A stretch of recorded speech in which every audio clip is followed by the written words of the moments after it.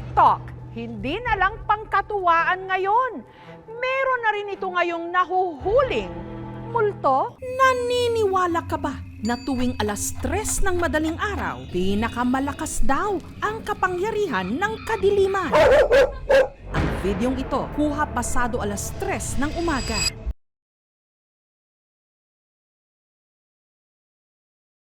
Kung saan may tila isang anino na dumadaan-daan sa likod ng bintana. Di ka kailangan dito.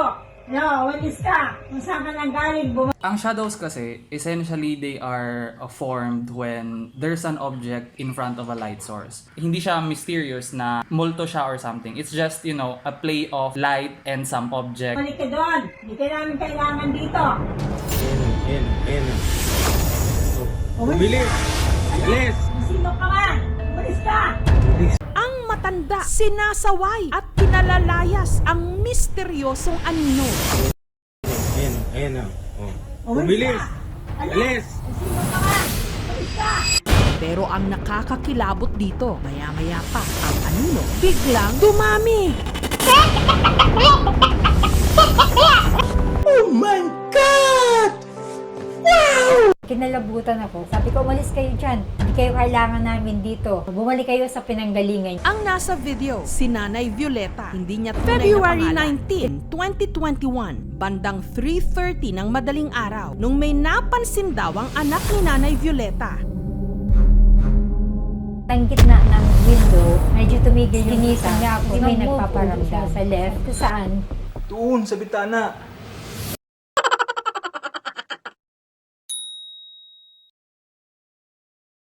Naaalala ko, ay yung holy water, saka yung blessed soul, kunin ko nga. Pinisikan ko sa window, nagsisimula na ako mag-pray ng rosary. Tapos kumanta pa nga ako ng... Ipinapanood namin ang video sa paranormal investigator na si Jay Costura. First glance ko pa lang sa video, I feel na talagang real captured event na nagpaparamdam. Totoo yung nasa video. I did not see anything na may edit. Hindi normal yung movement.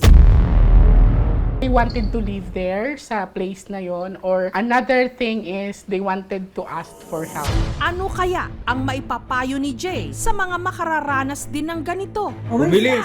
Kung sino ka man, walis ka. Tama yung ginawa ni Mother na bumalik ka kung saan ka galing. Nangibabaw yung energy ni Mother kasi kung mapapansin mo sa video, nag-i-interact yung anino. Kailangan presence of mind ka. Kasi kung magpapadala ka sa takot mo, pwedeng sumanib or sumapi. Ang pinaka-worst thing is pwede kayong saktan. Mag-offer ng prayer. Holy water nakakatulong din. As in, pagsisindi ng kandila is giving them a light para mag-guide sila kung saan sila dapat. Nito lang Biyernes, pinabendisyonan ang bahay ni Nanay Violeta. Ang tahanan natin ay tahanan din ng Panginoon, na kung saan hinikayat natin ng Panginoon na manatili sa atin ang kapayapaan. Umaasa ako na talagang hindi na sila manggagambala dahil nga sa bendisyon at panalangin ng pare. Bilis! Bilis!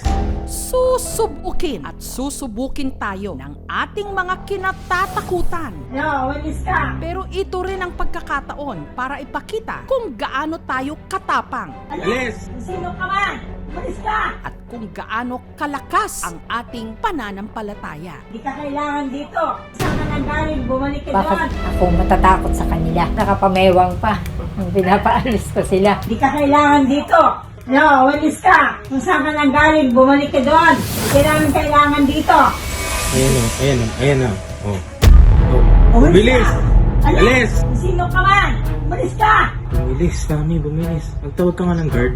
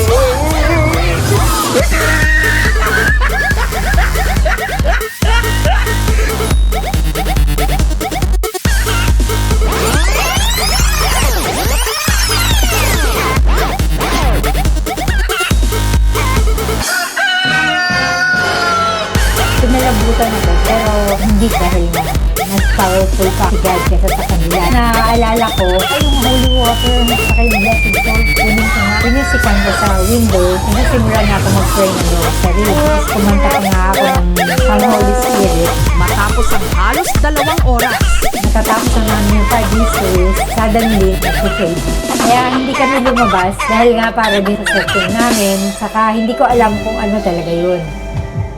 Ito yung aming gate na kapag pumasok ka dito, malalaman mo naman kasi may mga aso dito na magtatahulan. Tapos ito yung bintana na kitaan namin ng shadow. Tapos ito naman yung graba na kung talagang may tao na maglalakad-lakad dito, magkakaroon ng sign na may tao, sign ng dinaanan. Tapos yung mga halaman, maaaring may masira. Dito nakikita yung shadow, pabalik-balik.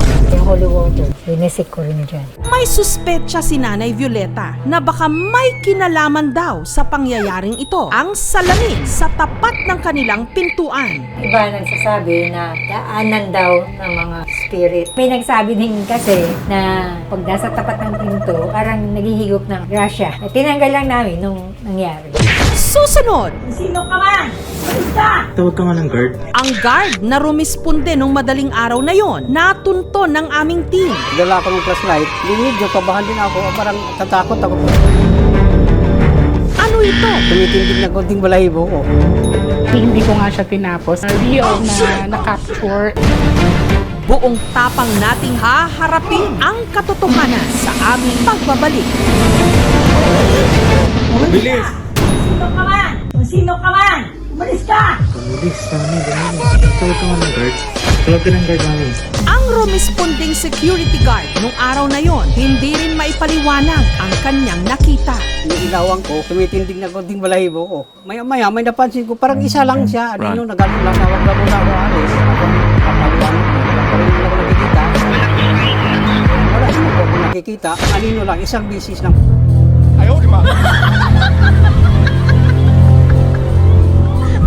Pagdating ng guard, doon na nagtahulan yung mga aso. Nung lumabas yung anak ko, doon na rin ako sumilip.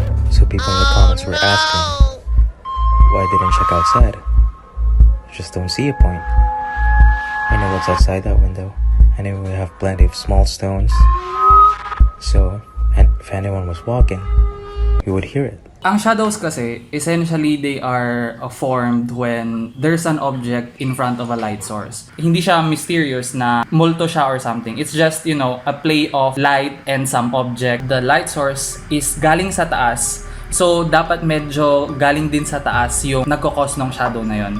It's not possible na galing siya sa baba. If there are tall trees, tall plants in that area, that's definitely highly probable that would be the cause of that shadow. Baka ito iniisip nilang halaman na isa dito na katayo, ngayon nag-cause ng anino. Hindi gumagalaw yan ng araw na yun kasi walang kahangin-hangin. Saka yung kotse na nakaparada, hindi anino ng tao kasi saan sila dadaan? Doon sa kabila, wala rin, hindi rin nila magkakaroon ng shadow yun. Ipinapanood namin ang video sa paranormal investigator na si Jay Costura. First glance ko pa lang sa video, I feel na talagang real captured event na nagpaparamdam. Totoo yung nasa video. I did not see anything na may edit. Hindi normal yung movement. They wanted to live there sa place na yon, or another thing is they wanted to ask for help. Ano kaya ang maipapayo ni Jay sa mga makararanas din ng ganito? Bilis! Kung sino ka man? Umalis ka! Tama yung ginawa ni Mother na bumalik ka kung saan ka galing. Nangibabaw yung energy ni Mother kasi kung mapapansin mo sa video, nag-i-interact yung anino. Kailangan presence of mind ka. Kasi kung magpapadala ka sa takot mo, pwedeng sumanib or sumapi. Ang pinaka-worst thing is pwede kayong saktan. Mag-offer ng prayer. Holy water nakakatulong din. As in, pagsisindi ng kandila is giving them a light para mag-guide sila kung saan sila dapat. Nito lang Biyernes, pinabendisyonan ang bahay ni Nanay Violeta. Ang tahanan natin ay tahanan din ng Panginoon, na kung saan hinikayat natin ng Panginoon na manatili sa atin ang kapayapaan. Umaasa ako na talagang hindi na sila manggagambala dahil nga sa bendisyon at panalangin ng pare. Umalis ka! Alis! Susubukin at susubukin tayo ng ating mga kinatatakutan. Umalis ka! Pero ito rin ang pagkakataon para ipakita kung gaano tayo katapang Alis! Sino ka man? Umalis ka! at kung gaano kalakas ang ating pananampalataya. Hindi ka kailangan dito. Saan ka nanggaling? Bumalik ka doon. Thank you so much mga kapuso. Kung nagustuhan niyo po ang videong ito, subscribe na sa GMA Public Affairs YouTube channel. Don't forget to hit the bell button for our latest updates.